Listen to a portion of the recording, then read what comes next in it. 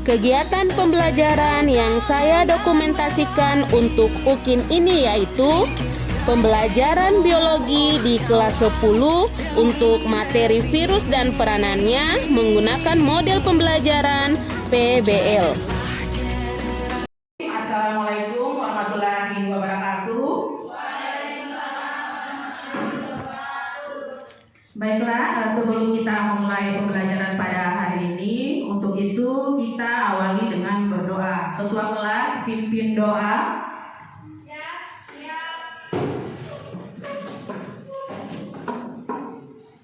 Teman-teman, sebelum kita belajar, marilah kita berdoa menurut agama dan keyakinan masing-masing. Doa dimulai.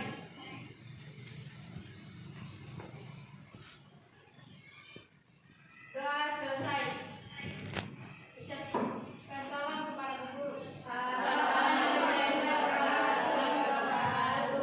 Waalaikumsalam warahmatullahi wabarakatuh. Oke, terima kasih kepada ketua kelas.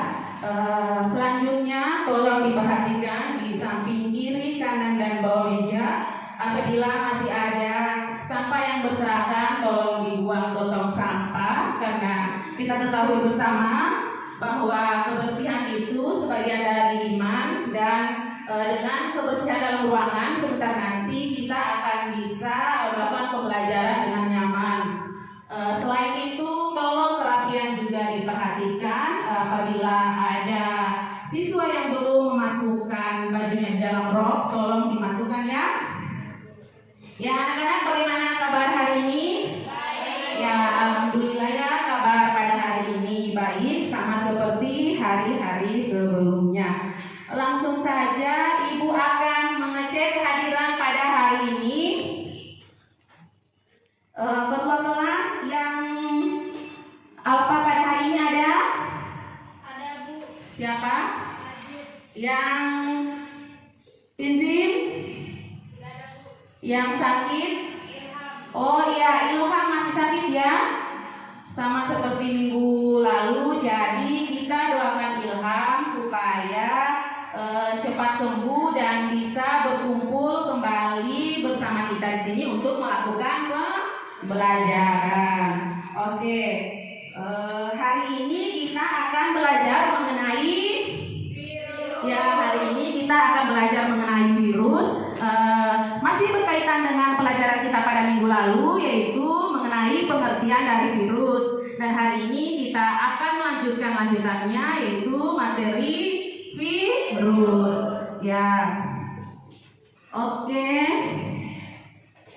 Sebelum kita lanjut ke pembelajaran, Ibu akan memberikan pretest terlebih dahulu ya, sama seperti pembelajaran kita hari-hari sebelumnya. Sebelum kita mulai pembelajaran itu, kita harus melakukan pretest terlebih dahulu. Jadi Ibu akan membagikan lembaran untuk pretest. Ibu memberikan waktu 2 menit untuk menjawab soal pretest.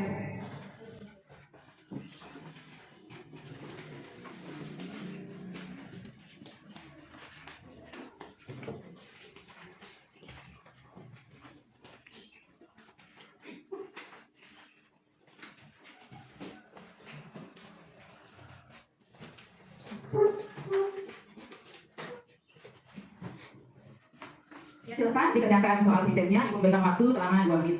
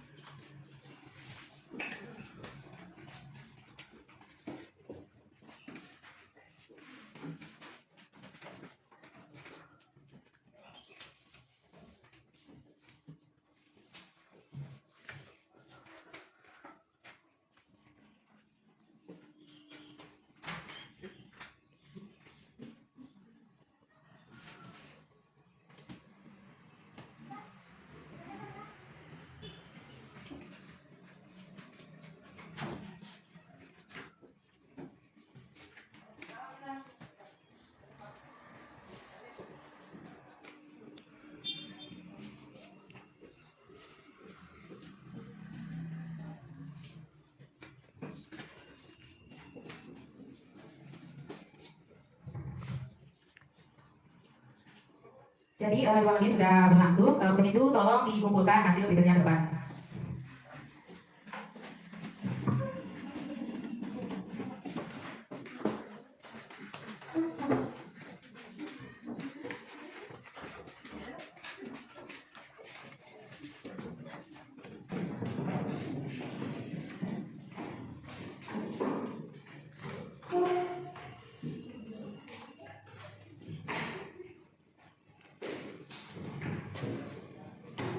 Jadi selanjutnya sebelum kita masuk ke pembelajaran, Ibu akan memberikan 2 pertanyaan. Yang pertama, seandainya virus itu dimasukkan ke dalam amplop, apakah kalian ingin menerimanya? Ya. Oke, dan yang kedua, apakah virus itu bisa hidup di dalam amplop? Ya, oke. Dari 2 pernyataan Ibu tadi, kalian memberikan 2 tanggapan yang berbeda.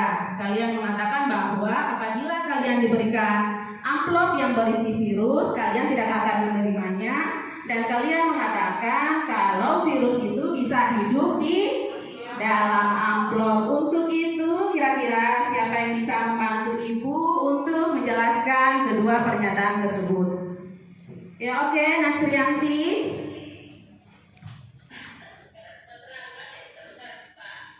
Seandainya virus dimasukkan dalam amplop, apakah kita mau menerimanya atau tidak? Ya, kita tahu ya bahwa virus itu adalah sebuah penyakit. Jadi kita tahu kalau virus itu sebuah penyakit, pasti semua orang tidak akan mau sakit. Jadinya lebih baik ditolak. Kemudian, apakah virus dapat hidup dalam amplop? Jawabannya iya bisa. Karena virus itu dapat hidup di dalam lingkungan yang tertutup dan bersuhu lembab seperti itu. Oke, berikan aplaus kepada Nasrianti. Jadi pernyataan dari Nasrianti itu sudah benar ya. Apabila suatu virus itu dimasukkan ke dalam amplop, otomatis kita tidak akan menerimanya karena kita ketahui bersama bahwa virus itu merupakan sebuah penyakit yang mudah menyebar dan dapat sangat berbahaya bagi kesehatan tubuh. Dan pertanyaan yang kedua yaitu, oh iya ya, virus itu bisa hidup di dalam amplop ya, karena apa? Karena virus itu dapat hidup di ruangan yang tertutup dan memiliki suhu yang oke, terima kasih. Oke, untuk tujuan pembelajaran pada hari ini adalah yaitu peserta didik mampu mengaitkan ciri-ciri dan cara mencegah penyebaran virus melalui diskusi kelompok. Ya, sebentar kita akan berdiskusi ya. Selanjutnya motivasi pembelajaran pada hari ini yaitu harta atau benda yang kita miliki itu bisa saja sewaktu-waktu dirampas ataupun dicuri ataupun dirampok, tetapi otak yang kita miliki itu tidak akan bisa dirampok, dirampas ataupun dicuri. Untuk itu peserta didik harus rajin belajar agar memiliki ilmu, karena ilmu yang telah ada di otak tidak akan mungkin bisa dicuri ataupun dirampok. Ya, terima kasih. Jadi cakupan materi kita pada hari ini yaitu mengenai ciri-ciri virus dan proses penyebaran virus. Ya, sebelum kita lanjut kepada materi, kita is-breaking terlebih dahulu ya. Oke, jadi is-breakingnya sama seperti minggu lalu. Jadi huruf vokal yang Ibu sebutkan berarti di situ berapa kali tepukan. Ya, oke, semuanya berdiri. Tepuk virus corona, flu, batuk, AIDS. Oke. Ya, jadi karena tadi corona ada 3 vokalnya berarti 3 kali tepukan. Oke, silakan duduk. Semoga pada hari ini kita akan melakukan pembelajaran semakin bersemangat. Untuk itu Ibu akan memutarkan video berkaitan dengan materi hari ini. Jadi peserta didik diharapkan untuk mengamati video tersebut.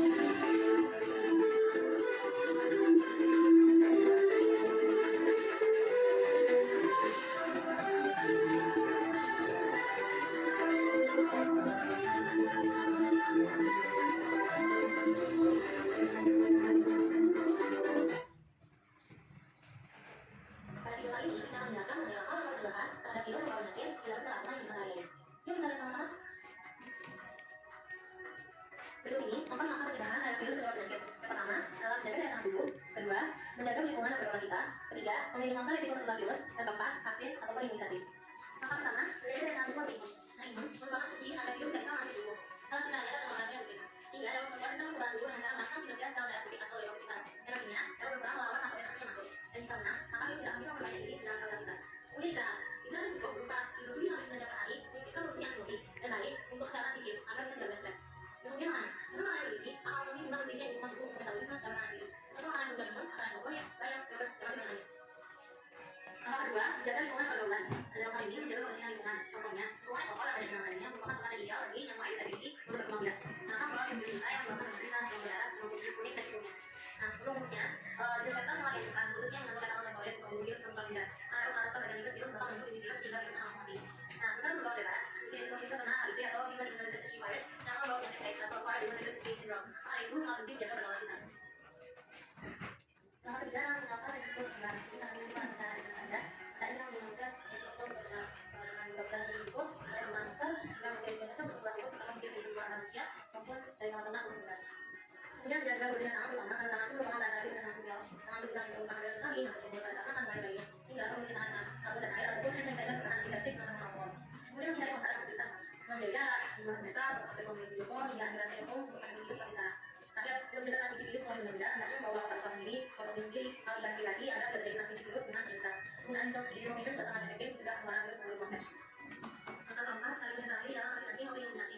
Jadi, vaksin itu bekerja dengan membantu kepala tubuh untuk mengenali sekaligus memerangi patogen termasuk virus sendiri. Nah, jadi yang diminta tersebut merupakan tubuh menang tubuh respon kita. Sementara, imunisasi merupakan pemberian vaksin yang juga dengan dengan tubuh biasanya dengan dasar baik sehingga melindungi dan menyakiti seluruh virus. Nah, antigen suntikan tersebut membuat kita itu belajar mengenali dan menghindari juga pemasaran dan menyebut kembali. Sehingga vaksin merupakan langkah terefektif untuk mencegah virus tersebut. Cukup sekian isi dari saya. Mohon maaf apabila ada kesalahan kata. Sekali lagi terima kasih. Setelah tadi kalian mengamati atau menyaksikan video tersebut, kira-kira masih ada tidak yang belum dipahami? Oh ya, oke, Hasna. Yang belum kami pahami adalah kami belum memahami proses penyebaran virus dalam kehidupan sehari-hari. Yang kedua, kami juga belum mengerti tentang struktur-struktur dari virus.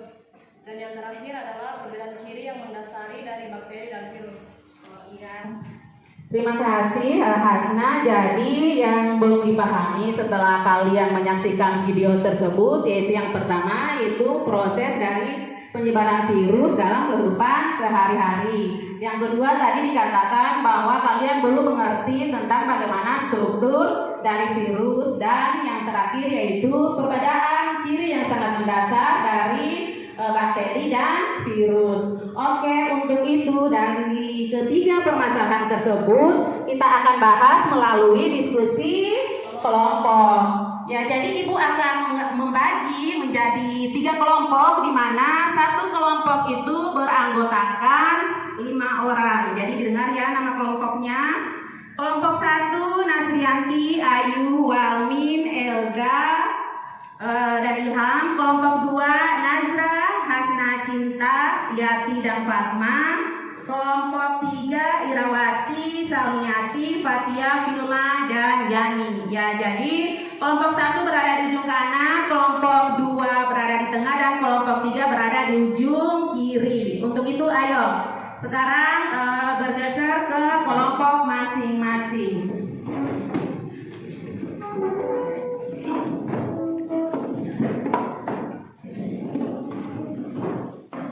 Jadi dalam diskusi kelompok ini yang siswa itu harus aktif ya, karena akan ada perbedaan nilai kepada siswa yang aktif dan yang tidak aktif. Jadi Ibu akan membagikan LKPD-nya. Jangan lupa di dalam LKPD ini ditulis nama kelompok dan nama anggota kelompok. Jadi ingat ya, waktunya 10 menit.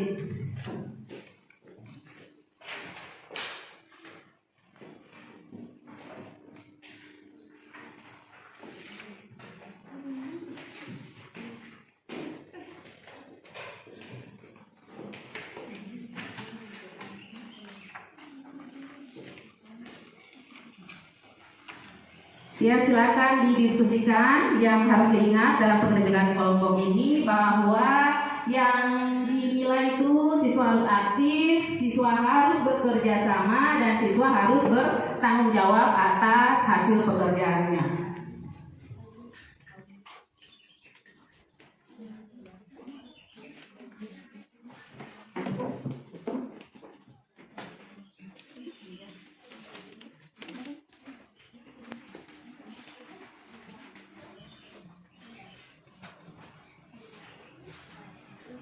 Jadi saudara berangkat ke acara ini yang telah dibagikannya, di situ kan ada kolom untuk jawaban, jadi jawaban dari peserta kelompok antar kelompok dimasukkan ke dalam kolom.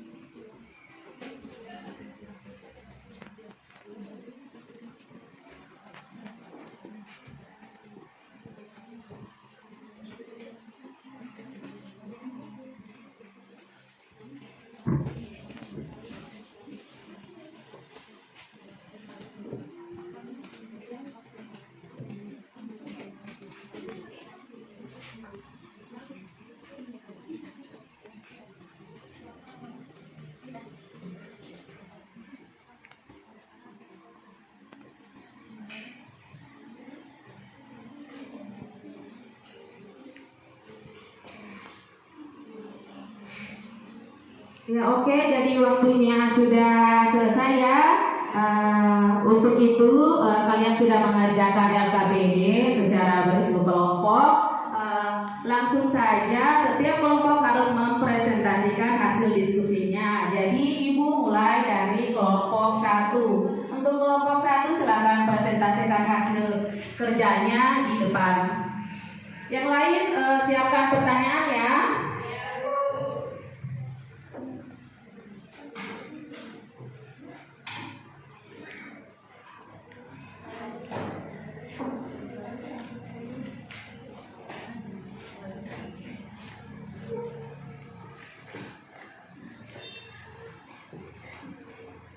Assalamualaikum warahmatullahi wabarakatuh. Waalaikumsalam warahmatullahi wabarakatuh. Perkenalkan, kami dari kelompok 1 akan mempresentasikan hasil diskusi kami mengenai struktur dan ciri-ciri penyebaran dari virus dan bakteri.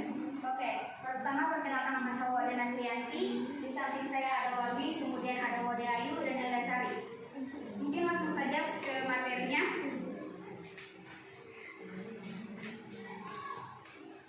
Jadi materinya itu mengenai struktur dan ciri-ciri penyebaran virus. Oke, yang pertama jika kita lihat pada halaman pada LKPD masing-masing itu terdapat dua gambar antara gambar 2.2 dan gambar 2.3, yaitu gambar yang berbeda, yaitu ada gambar bakteriofag dan virus corona. Bakteriofag dan virus corona itu memiliki ciri yang sama. Ciri-ciri yang samanya itu memiliki asam nukleot dan saluran protein. Kemudian untuk ukuran dari virus corona dan ukuran dari bakteriofag itu, untuk bakteriofag memiliki berukuran dari 20 sampai 300 nanometer. Kemudian untuk virus corona sendiri memiliki ukuran 80 sampai dengan 160 nanometer. Kemudian selanjutnya adalah proses penyebaran virus. Yang pertama melalui droplet. Droplet adalah cairan atau percikan air yang keluar dari saluran pernapasan. Kemudian droplet itu terjadi kepada orang-orang yang sedang flu maupun bersin. yaitu melalui kontak fisik, kemudian melalui permukaan atau melalui permukaan yang berkontaminasi dengan virus. Selain itu juga ada ruangan yang ventilasinya kotor, buruk, dan tidak layak. Dan yang terakhir adalah tempat keramaian, seperti itu.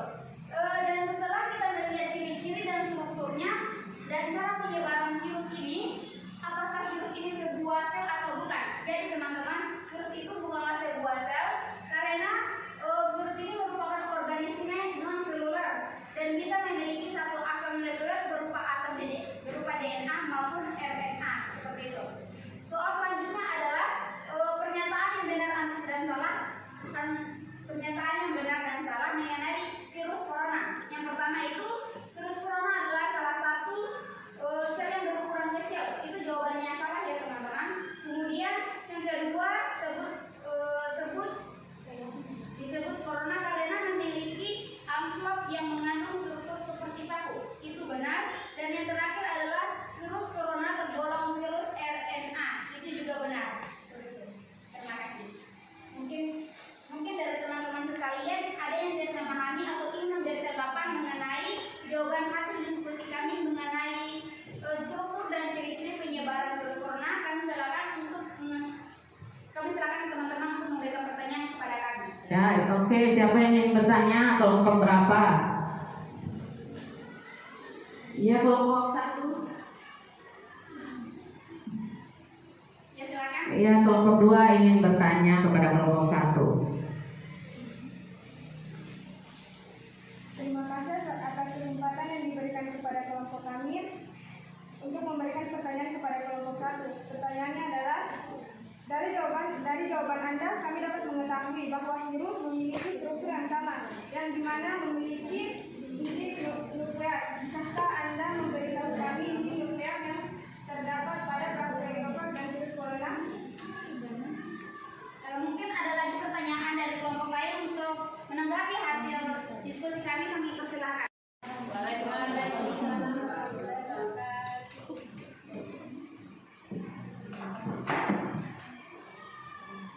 Terima kasih atas kesempatan yang diberikan kepada kelompok kami untuk mengajukan pertanyaan kepada kelompok 1. Bagaimana proses penyebaran virus dalam kehidupan sehari-hari? Oke, terima kasih. Terima kasih pertanyaan dari kelompok 1 dan kelompok 2. Dari kelompok 1 dan Natural Aviva itu menanyakan inti nuklear yang terdapat pada virus corona, dan untuk kelompok 2 mengenai cara penyebaran virus. Oke, saya akan memberikan pertanyaan kepada rekan saya, Walmi, untuk menjawab. Baik, jawabannya adalah pada genetik virus tersusun dari satu jenis asam nuklear. Berdasarkan jenis virus menggunakan asam nuklear atau DNA sebagai bahan genetiknya. Tetapi sebagian besar jenis virus menggunakan asam ribonukleat atau RNA. Tidak ada jenis virus yang menggunakan dua macam asam nukleat sekaligus.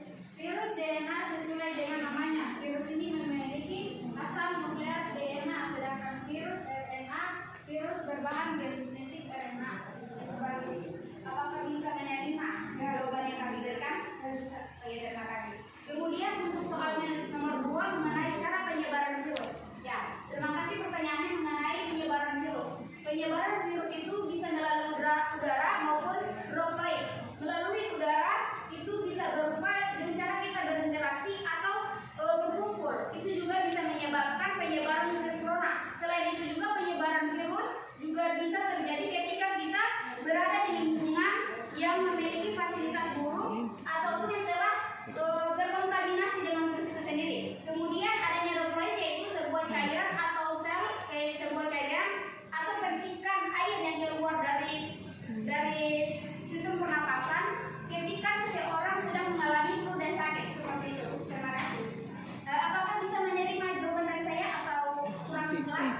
Bagaimana? Ya. Mungkin masih ada lagi yang bertanya atau menanggapi dari jawaban yang kami berikan? Tidak. Oke. Terima kasih. Itulah hasil diskusi kami, dan kami juga berterima kasih kepada rekan-rekan sekalian telah memberikan pertanyaan kepada kami. Kami dari kelompok 1 mengundurkan diri. Assalamualaikum. Waalaikumsalam warahmatullahi wabarakatuh. Berikan aplaus kepada kelompok 1. Selanjutnya kelompok 2 silakan mempresentasikan hasil diskusinya ke depan.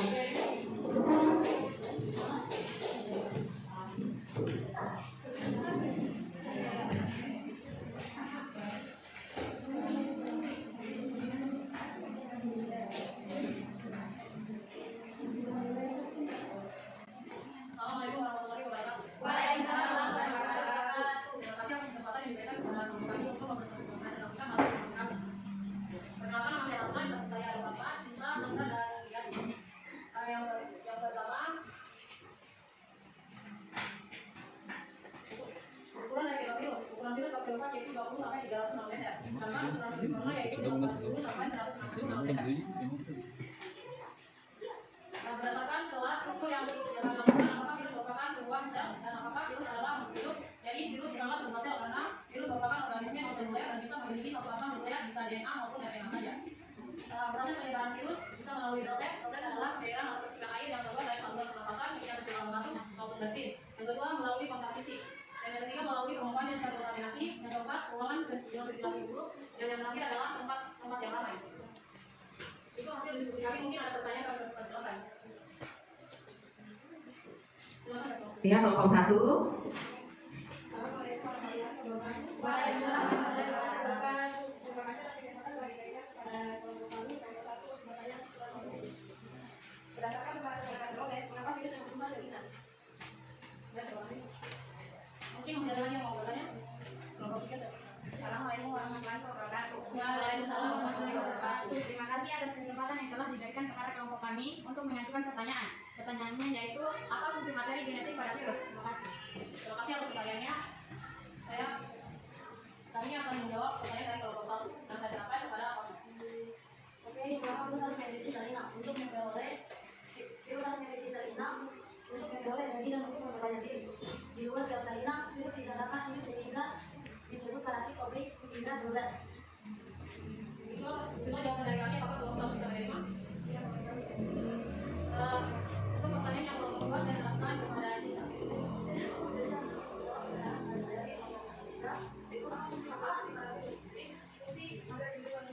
Adalah untuk menyimpan informasi genetik dalam bentuk gen yang digunakan dalam proses replikasi. Adapun bahan dari virus terdiri atas satu jenis asam nukleat yaitu 2 atau 5 saja. Itulah jawaban dari kelompok kami. Apakah kelompok 3 bisa menerima? Baik, kami dari kelompok 3 dan kami. Ya, kelompok 3 sudah menerima. Terima kasih atas pertanyaannya. Itulah hasil diskusi kami. Saya kira dengan ikut langsung adalah yang dibantai. Assalamualaikum warahmatullahi wabarakatuh. Oke, waalaikumsalam warahmatullahi wabarakatuh. Berikan aplaus kepada kelompok 2. Ya, jadi dari kedua kelompok tadi penampilannya sudah sangat luar biasa ya. Penampilannya sudah bagus. Peserta didik dapat memaknai pertanyaan dari peserta didik yang lainnya dan peserta didik dapat menjawab dengan benar. Oke, pada cakupan materi hari ini yaitu ciri-ciri virus dan proses penyebarannya, kira-kira siapa yang dapat membantu Ibu untuk menyimpulkan materi pada hari ini? Oke, Walmin disilakan. Kesimpulannya adalah virus bukanlah makhluk hidup yang memiliki sel bahan satu sel atau uniseluler. Sebab virus tidak memiliki bagian-bagian sel seperti dinding sel, membran sel, sitoplasma, inti sel, dan organ lainnya. Cara hidup virus.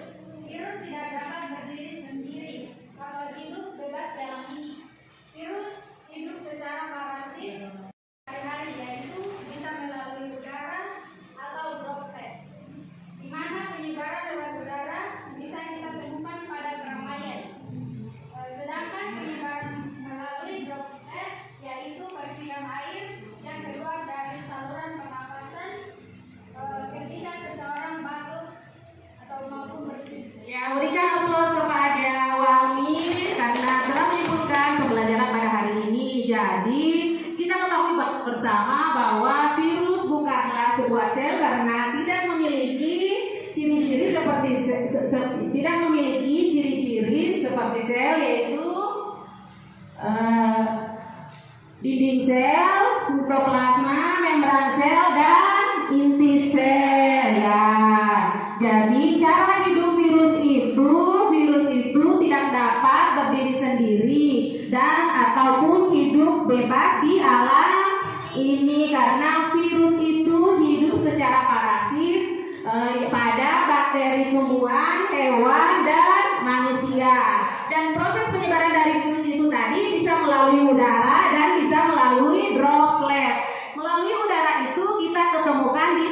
keramaian atau di tempat kerumunan. Sedangkan melalui droplet itu dia percikan air yang keluar dari saluran pernafasan pada seseorang yang terkena batuk ataupun bersin. Oh ya, karena kalian sudah dapat menyimpulkan.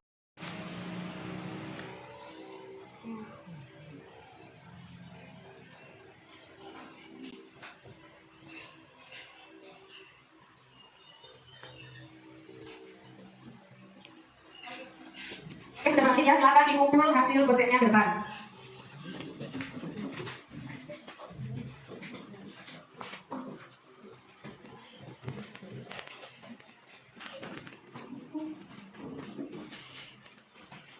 Silakan dikumpul hasil prosesnya.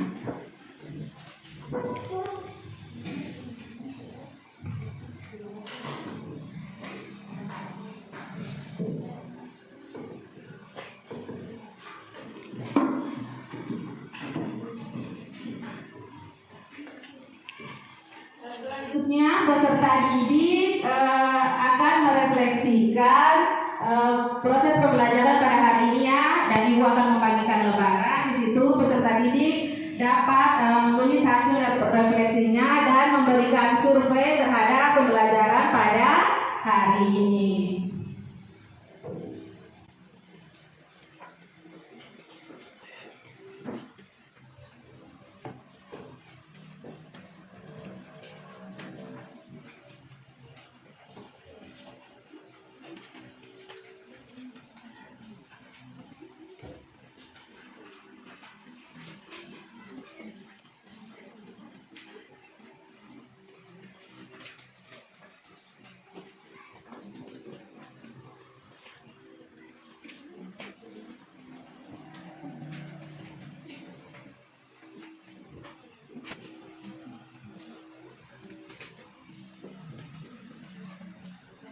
Jadi sekarang peserta didik di situ menuliskan hasil refleksi mengenai proses pembelajaran hari ini, dan di situ ada langsung ada emoji apakah peserta didik pada hari ini sangat sedih, biasa saja, senang, dan sangat senang. Oke, diberi waktu 2 menit ya.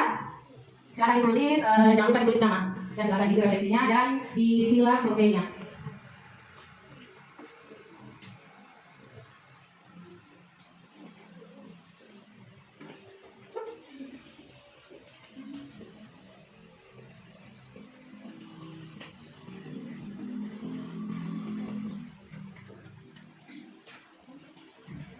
Ya, jadi sudah 2 menit ya untuk refleksinya, silakan dikumpul. Nanti Ibu akan menunjuk salah seorang peserta didik untuk mengambil refleksi dan membacakan surveinya pada pembelajaran hari ini. Silakan dikumpul.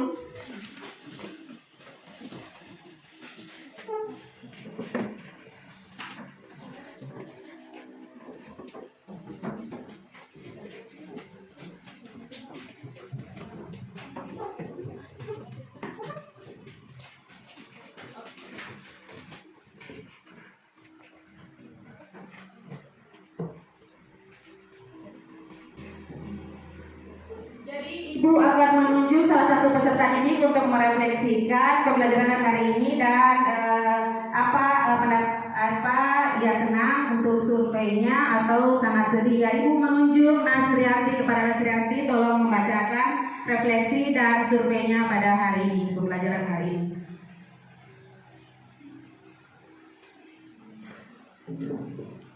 Pada refleksi pembelajaran kali ini, kami sangatlah senang dalam proses pembelajaran. Selanjutnya juga kami sangatlah senang karena pada proses pembelajaran kami bisa bertanya apa saja kepada ibu guru. Kemudian kami juga sangat senang karena ibu guru memberikan kita pelajaran yang kami inginkan sesuai dengan yang kita mau. Selanjutnya adalah pertanyaan mengenai proses pembelajaran. Apa yang menarik yang kami temukan pada proses pembelajaran?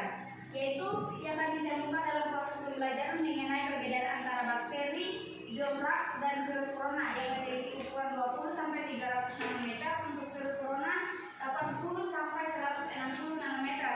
Kemudian yang kami sukai dari pelaksanaan pembelajaran kali ini yaitu adanya diskusi kelompok sehingga membuat pembelajaran kami lebih mudah. Selanjutnya proses yang kami peroleh dalam proses pembelajaran yaitu kami mencari ciri-ciri virus dan proses penyebaran virus dan kehidupan sehari. Selanjutnya hasil yang diperoleh dari pembelajaran yaitu hari ini